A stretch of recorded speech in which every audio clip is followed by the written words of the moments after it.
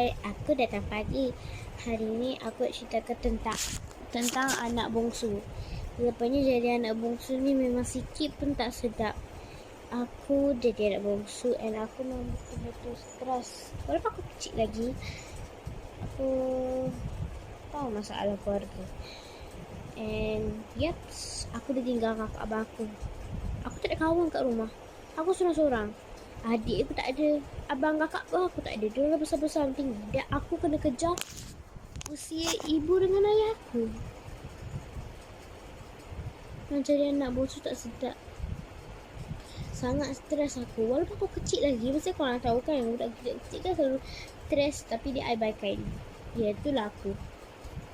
Tak tahulah kenapa anak bongsu dia terlahir last.